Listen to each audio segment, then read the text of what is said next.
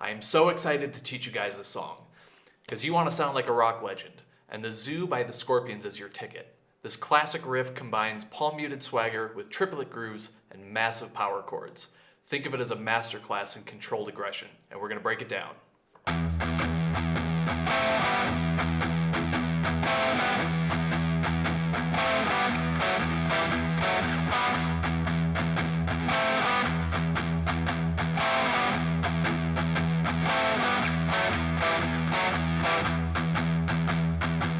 Hey everyone, I'm AJ Hansen with Level Up Your Guitar, where I teach cool songs organized into level-based playlists that make you better fast.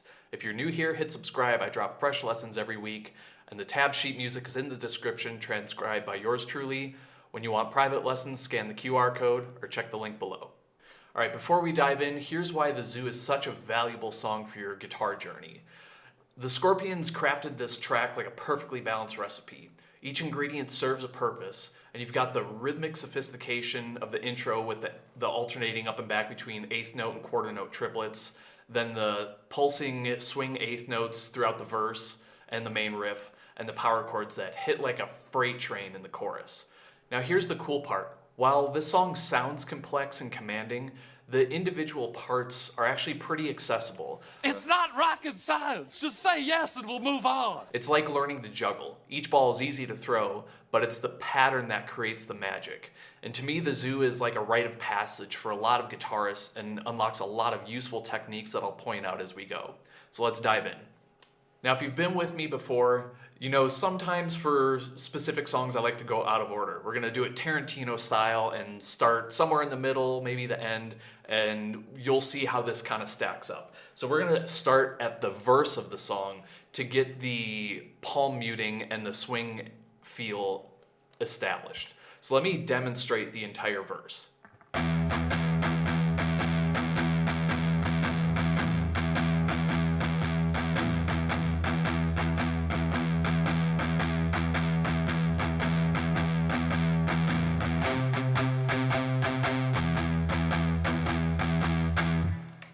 So you can see how this is going to be pretty simple, but let's dive into where the important bits are.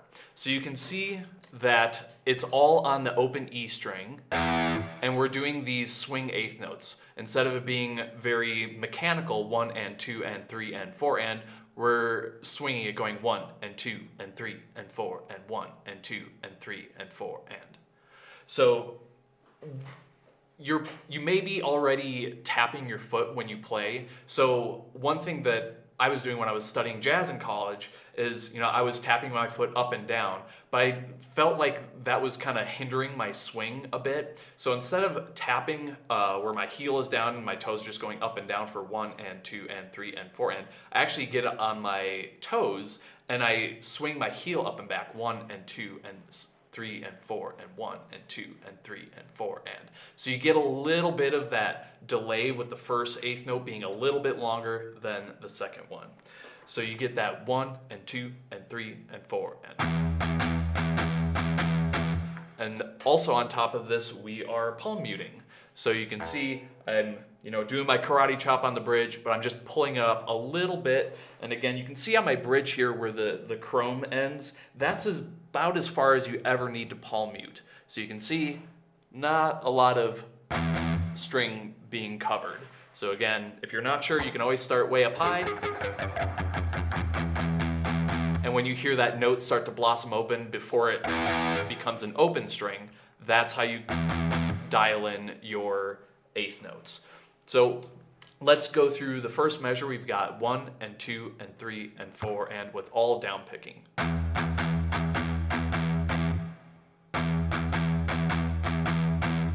And we need to, let's go line by line. So the first line is 4 measures of just this palm muted E note.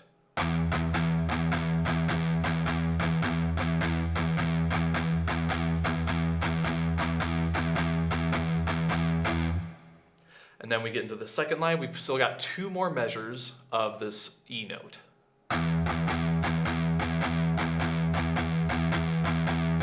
And now in the 7th measure, we're going to use our index finger on the A string 3rd fret for the C note and do the same rhythm. And then on the and of 4, so 1 and 2 and 3 and 4 and, we've got a bit of anticipation here. And we're going to go back to our low E note.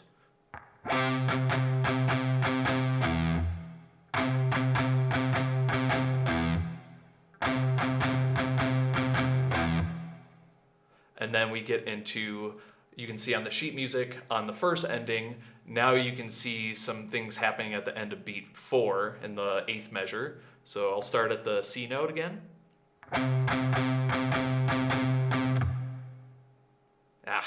Try that again.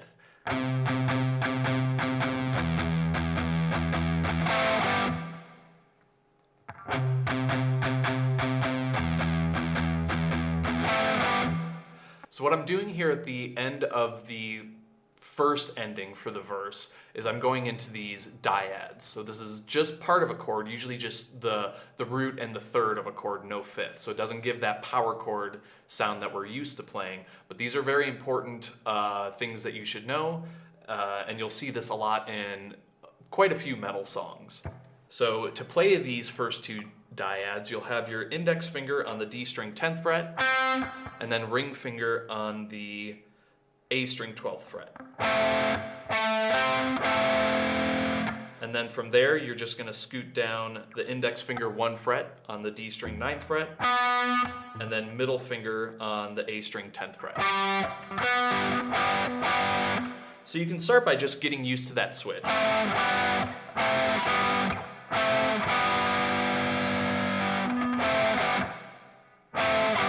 And again, it's swung, so the 10-12 is a little bit longer to the shorter, quicker 9-10.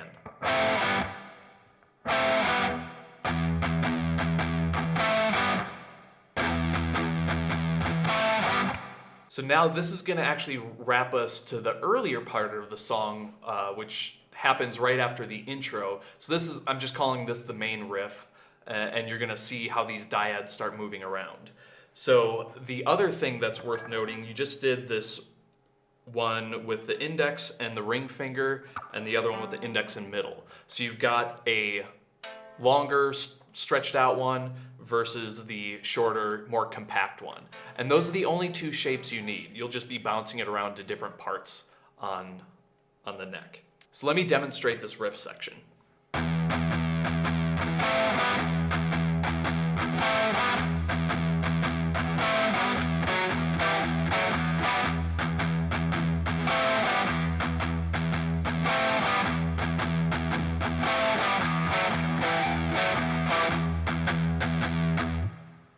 All right, so starting at the first measure of the riff section, we're starting with these palm muted swung E notes. So you've already got a good start with that.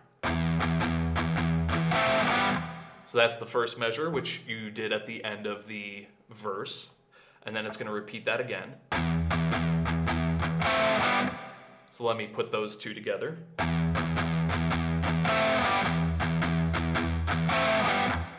And as I mentioned earlier, I'm going to interrupt myself. Some of the points why this is important, I'm going to point this out here in this riff section. You can see I'm palm muting the low E note, and then for these dyads, I'm not palm muting. I'm letting them ring out.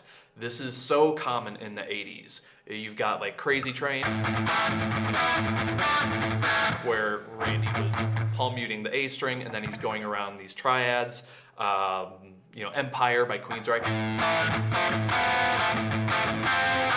So this is a very common sound, but those songs, and like Bark at the Moon, Jakey Lee, another common one.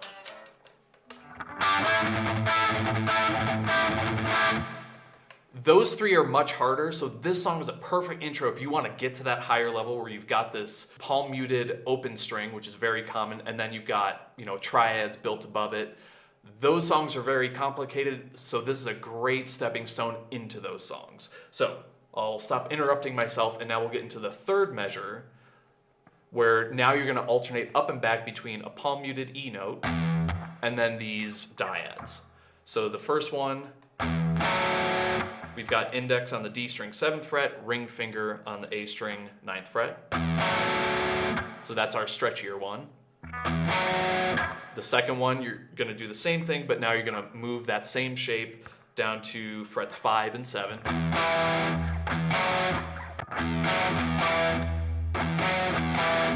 And then on beat 3, you're going to come back from fret. So on beat 3, now you're going to come back from fret 5 and 7 to frets 7 and 9.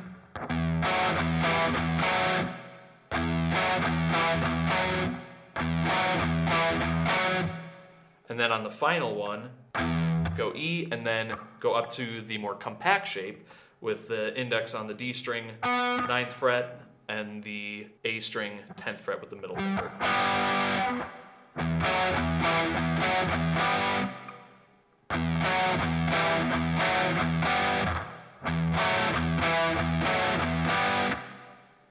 So if you have to get used to just this shifting, you can ignore the palm muting and just go.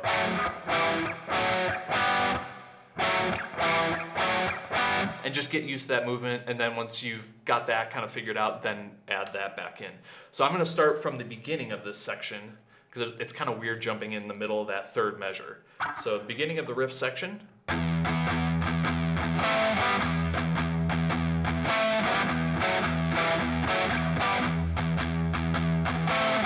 And the fourth measure goes back to the first two measures. So I'll do it again one more time, a little bit slower.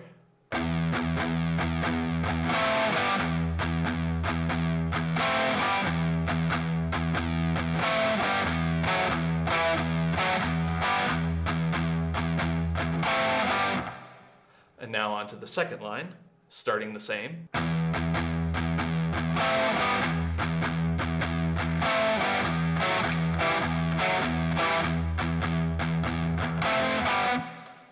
So in the second half of this riff section, it starts the same with this 10-12 to 9-10. And then in the third measure, it's starting the same with 9-7, 7-5, 9-7 again.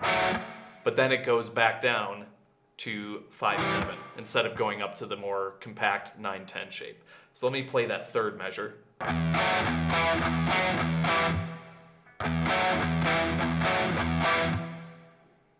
So I'll take it from the beginning of the second line.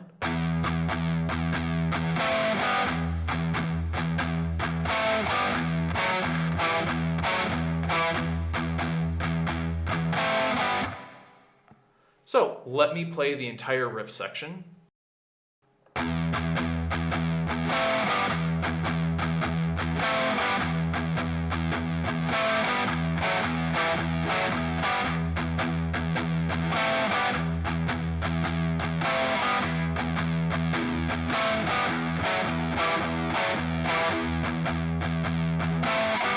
So once you finish that riff section, you can see the repeat signs at the beginning of the end. You do the first ending, and then you go back to the beginning, play it all the way through, and then take the second ending, which is just all straight eighth notes, no dyads at all. And that gets you into the verse, which we've already done. So I'll pretend like this is the second repeat going into the verse.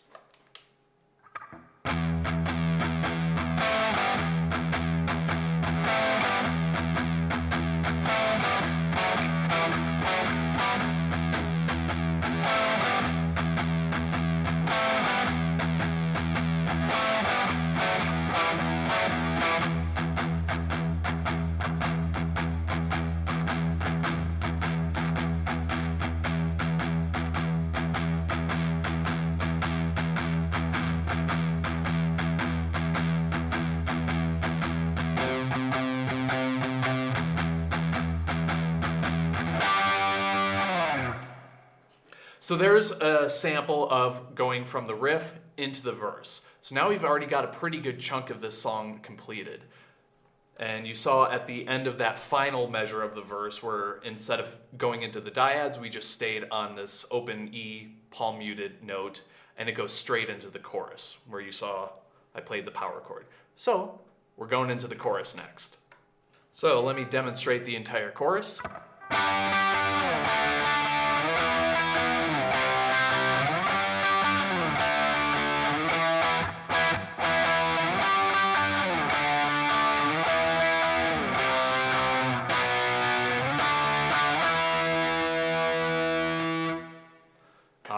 think we'll cruise through this section pretty quickly. So everything's a power chord in here, starting with the index finger on the A string. So you'll basically just kind of like a train on rails, you'll just be sliding up and down the same 3 strings. So we start with a G5 with the index finger on the A string 10th fret, and then ring on the D string 12th fret and pinky on the G string 12th fret. So again, we've still got some swinging going on here. So it goes 1 and 2, 1 and 2, 3 and 4, 1 and 2, 3 and 4. So we'll go from this 10th fret G5 down to the 5th fret D5. Same chord shape.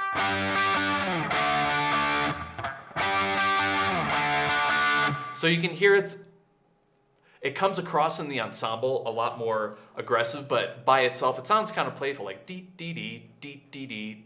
But that's your rhythm you want to get into. Then we move up into the second measure to E5 in frets 7, 9, and 9. And then to the 3rd fret for C5, frets 3, 5, and 5. So let me stitch those 2 measures together.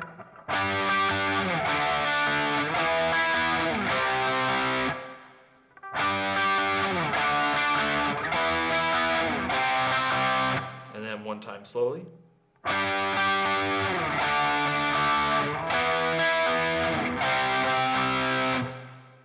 And I forgot to mention, when you start this, you want to do a down on the power chord, and then when you play the G string by itself, use an up pick, and then a down on the D string. So going into the 3rd measure of the chorus starts exactly the same with G5 down to D5, doing the same down, up, down, down, up, down. And then in the 4th measure, we go up to E5 again, but now the rhythm's going to change a little bit. We've got...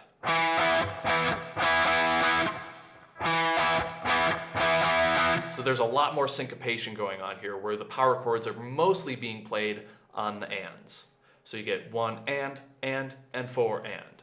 1 and 4 and. But you can downpick everything here.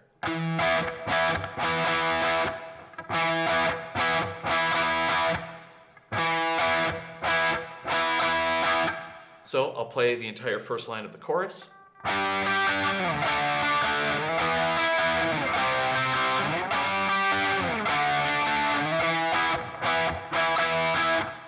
Then in the second half of the chorus, we're going to start exactly the same. Nothing's changing.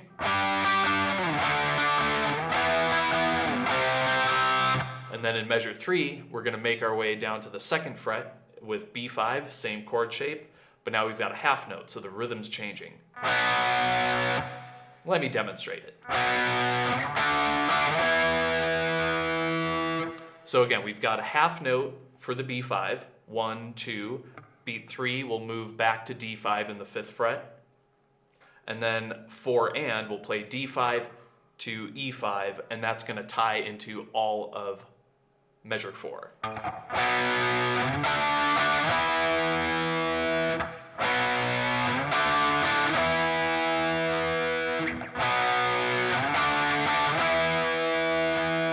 And one time slowly.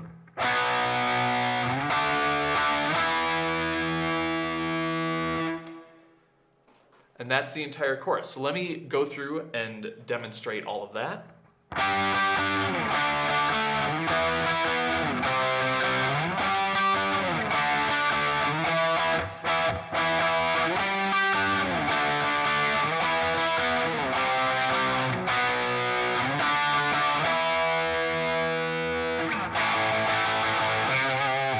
So now we get into what might be my favorite part of the song, the post-chorus, because it's just pure aggression here. You'll see this rhythm all the time in hard rock and especially metal, where you've got a bunch of 8th note triplets, and then it opens back up in the back half of the measure. So let me demonstrate the entire post-chorus, and then we'll deep dive it.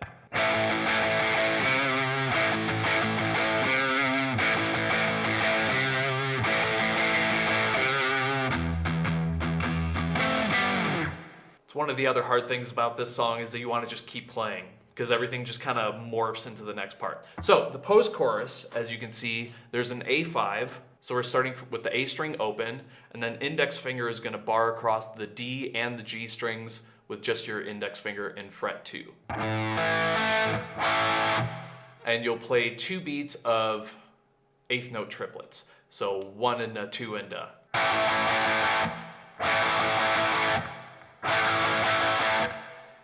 And then on beat 3, and then the and a beat 3, you'll play A5 one more time, and then go to a single C note on the 3rd fret of the A string. And if you can give it a little vibrato, you get even more bonus points. So putting those two together.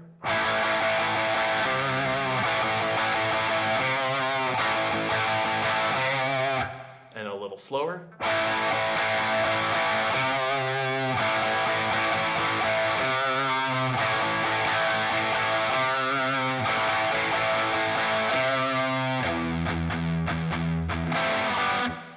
And the post-chorus always leads back into the muted E notes, back into the main riff.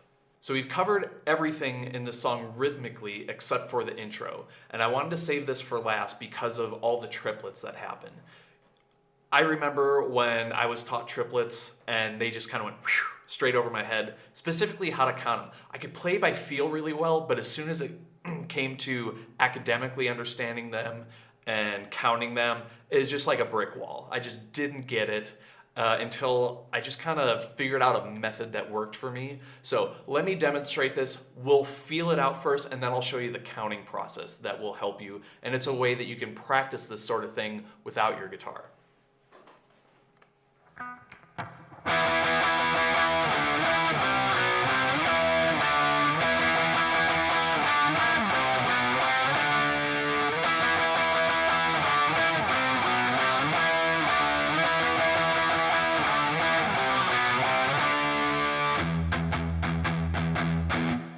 And again, the second line of the intro is just the muted E notes before it morphs into the main riff. So let's go over the first line of the intro where we've got our E5 power chord on the A string 7th fret, and then ring and pinky on the D and G string 9th fret. And again, just like before, we're just sliding around on the same 3 strings. So we've got E5 for 8th note triplets.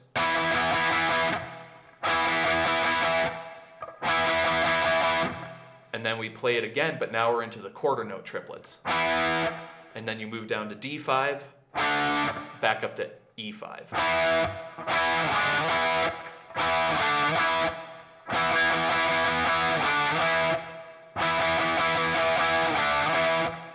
And then one slowly. And then measure 2, we're going to jump all the way down to C5 in the 3rd fret with the index finger. Down a half step to the 2nd fret B5, back up to C5. So those are your quarter note triplets at the beginning of the measure.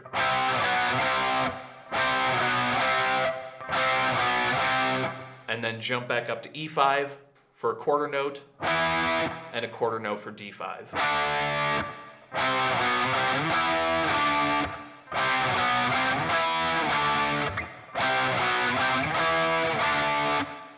So let me demonstrate the first 2 measures.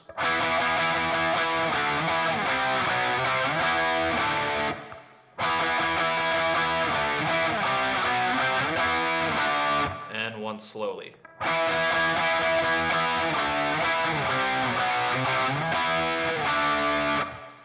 And then the second half of the intro starts the same way.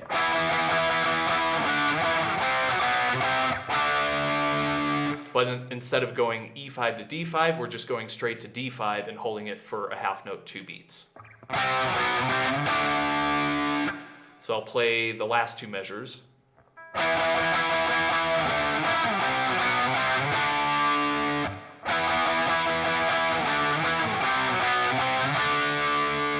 And then one slowly.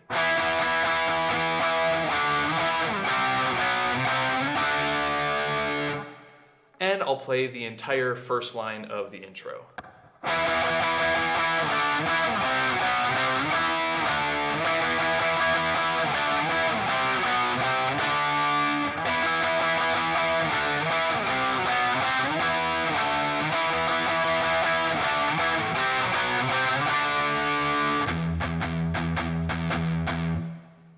so that's feeling out the intro. Now I'm going to show you how to count it by tapping on your lap or desk, whatever you got. So this is a good way to practice these rhythms and get them not just like mentally like, okay, I understand, or I can feel my way, which is kind of code for faking it, let's be honest, but how to actually absorb the rhythm through tapping.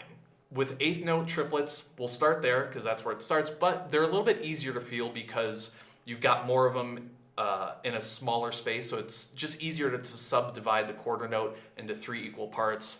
So we're going to alternate between a right hand and left hand every single time. So we've got 1, 2, 3, 4, 5, 6, 7, 8, 9, 10, 11, 12.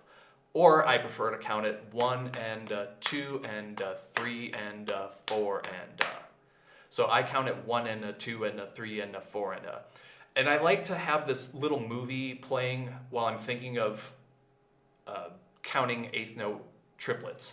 So imagine, a Western and you see tumbleweed going down the road. That tumbleweed is kind of the visual equivalent of eighth note triplets to me, because it just kind of never stops. It's rolling over itself all the time. So you get that 1 and 2 and 3 and 4 and 1 and 2 and 3 and 4 and where you say the numbers 1, 2, 3, 4, those are your downbeats, and that's where it recycles this, tumbling over itself. 1 and 2 and 3 and 4 and I'll back up a little bit so you can see my tapping a little bit better. So tumbleweed and eighth note triplets go hand in hand. So the other thing is when you're tapping these rhythms, you're gonna, when you say the numbers 1, 2, 3, 4, 1 is gonna get a right hand, but 2 is gonna get a left hand. 3 is gonna get a right hand, 4 is gonna get a left hand. So 1 and 2 and 3 and 4 and so 1 and 2 and 3 and 4 and 1 and 2 and 3 and 4 and 1 and 2 and 3 and 4 and 1 and 2 and 3 and 4 and So we'll stick with that because that's going to show us exactly how to count the quarter note triplets. And again, I remember this vividly. The quarter note triplets killed me. I just did not get it until I figured this out. And none of my teachers or professors showed me this. I just kind of lined up on sheet music on one staff, the eighth note triplets, and then underneath the chord, and I figured out where they lined up. And I was using this tapping system. So what happens is when we tap the eighth note triplets, you're using a flat hand, so you get a loud smack.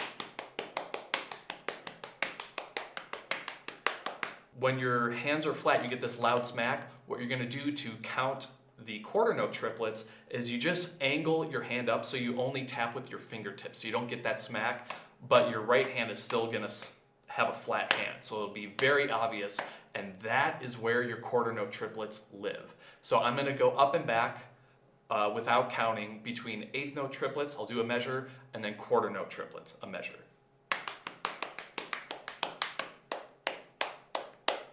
Hear that? That's your quarter note triplet. So you get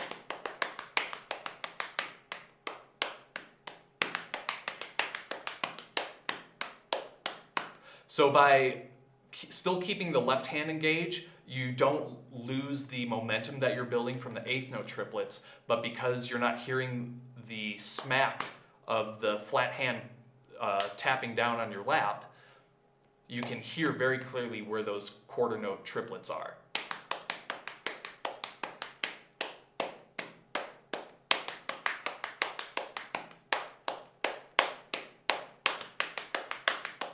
Triplet, triplet.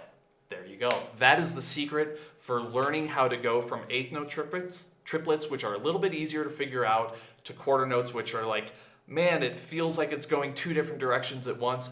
That's how you count it, and you can do it anywhere. And as you know, I think I've said this before in a video when I was teaching how to count eighth notes. Start exaggerated so you can, you amplify the look of it a little bit more and the sound, but then as you get more comfortable, you can be super discreet about it, so no one's like, oh, what's that guy doing? It's like, I'm getting better at my instrument. Ask me how I know that. So you can be discreet, but you can practice counting your rhythms anywhere. And there you have it, The Zoo by the Scorpions. If this helped you level up, hit the like button and subscribe for more songs with practical techniques that make you better fast. Again, sheet music is in the description, and when you want personalized guidance, check out the private lesson link below. And if you want more riff-based songs to play, check out the playlist here, as I'll be adding more. Keep playing, and I'll see you in the next lesson. Okay, show's over, folks. Let's move. Bye-bye. Let's pick this thing up. Let's go for it.